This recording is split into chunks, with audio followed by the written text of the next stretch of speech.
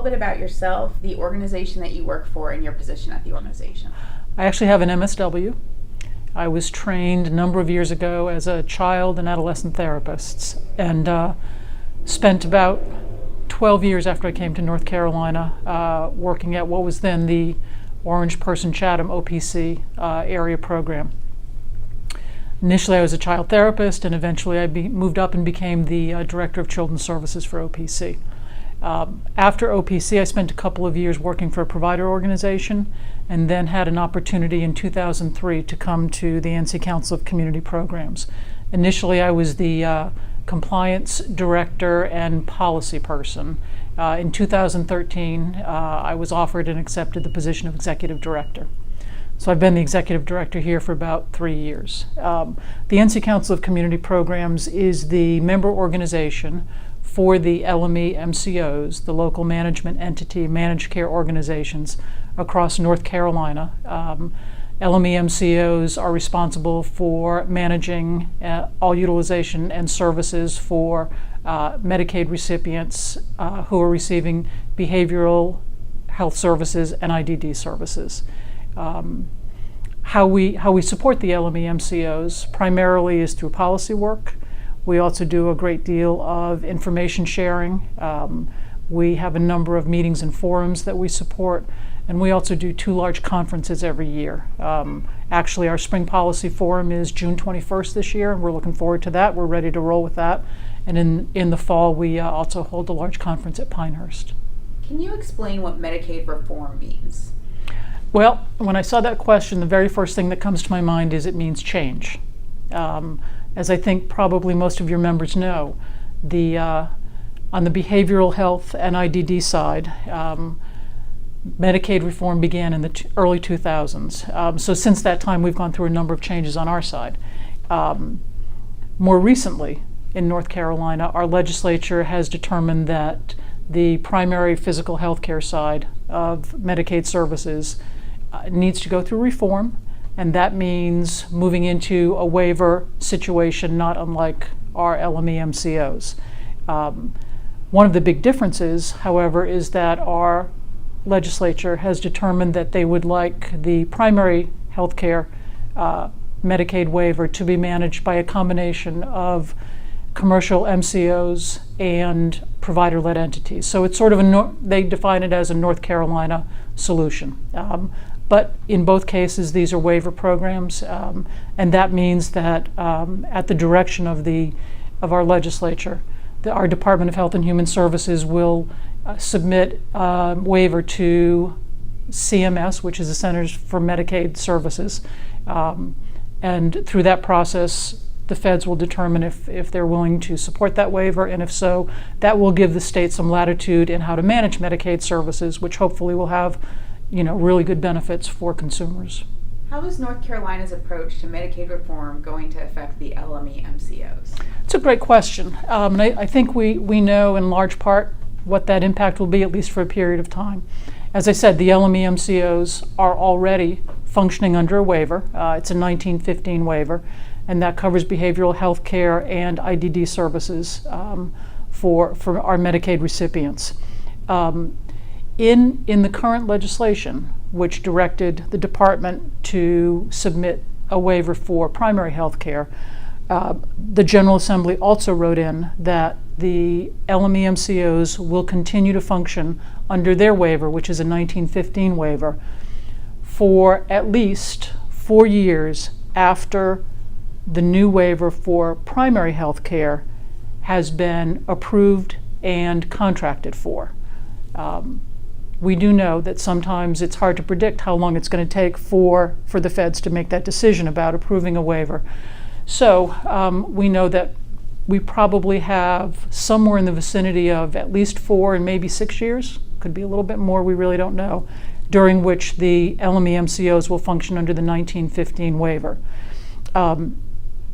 I think the legislature's direction in keeping the LMEMCOs under that waiver is an indication that the legislature recognizes that although we've had fits and starts, and although sometimes our LMEMCOs have struggled, really since 2013, there's been some real stability that's come into the system on the behavioral and IDD healthcare sides, and the intent is for that stability to be maintained for those services while the primary healthcare side moves into its waiver. The other hope, of course, is that through this reform, integrated healthcare will be a smoother process, will be more available for consumers. We know that LMEMCOs certainly are involved in a number of integrated healthcare activities locally. We believe that with the addition of the primary healthcare waiver, that we will be able to be even more complementary, and that probably consumers will experience a smoother process for integrated healthcare. What changes can we expect to see from the LMEMCOs as the system transitions? I think it was about 2 weeks ago that DHH Secretary Brazier made the announcement that the department is directing the LMEMCOs, of which currently there are 8, to move to additional consolidation with the expectation that there will be a total of 4 regional LMEMCOs. We're not sure how long that process is going to take. But certainly our folks are taking the Secretary's direction very seriously, and we expect that the conversations around the pairings for the future regional LMEMCOs are already happening. So that will probably be the biggest change that folks will see. A couple things that folks will probably, hopefully, not see changes in. One is that the LMEMCOs will continue to press for innovation. We'll continue to work toward bringing in additional evidence-based practices. We feel pretty strongly that, again, it's been since about 2013 that all the LMEMCOs have been in their MCO status. They've sort of hit the sweet spot at this point. They have some savings. They've been able to start to reinvest those savings, and I think not only for consumers, but also for providers. There's a recognition that some very positive things are happening. We don't want to lose that momentum, and I don't think we will lose that momentum. The other thing that will not change is that the LMEMCOs take very, very seriously the L in the LMEMCO, which is the word local. They are local management entities.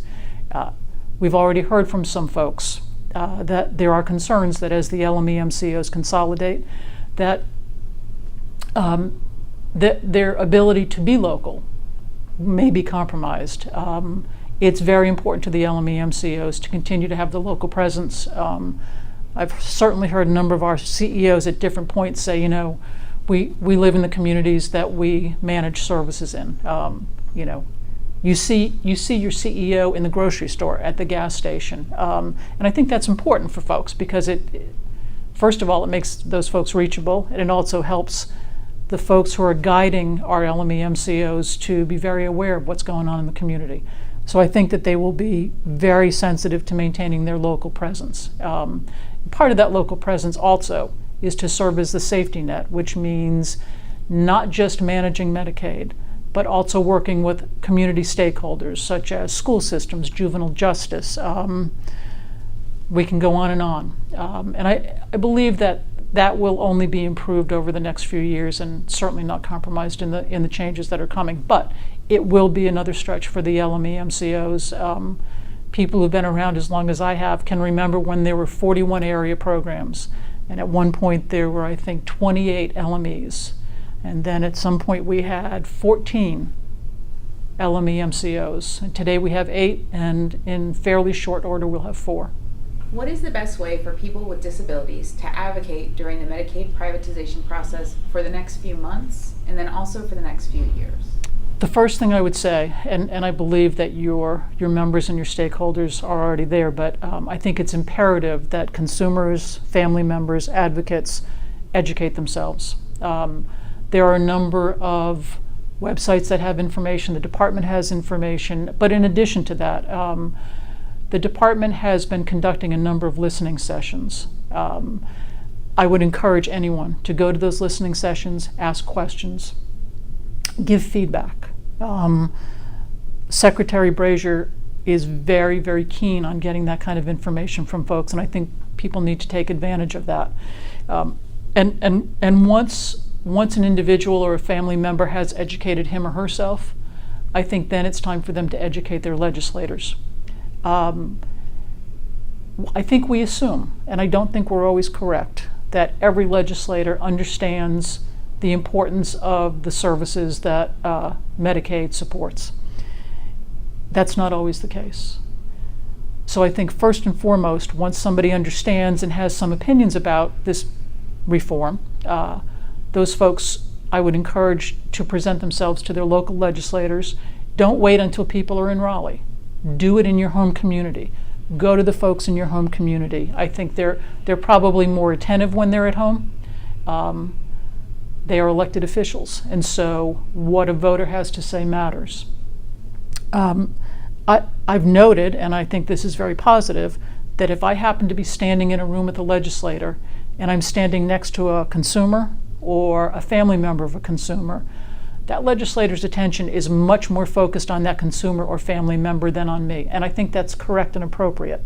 So I think there's real power there. I think folks can use that.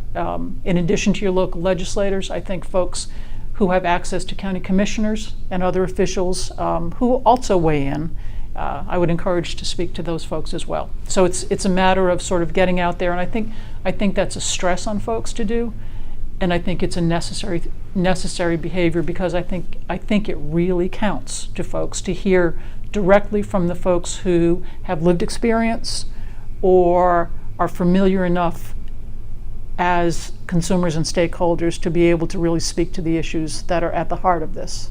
Do you have any other tips or advice on how people with disabilities and their family members can make a difference in the system?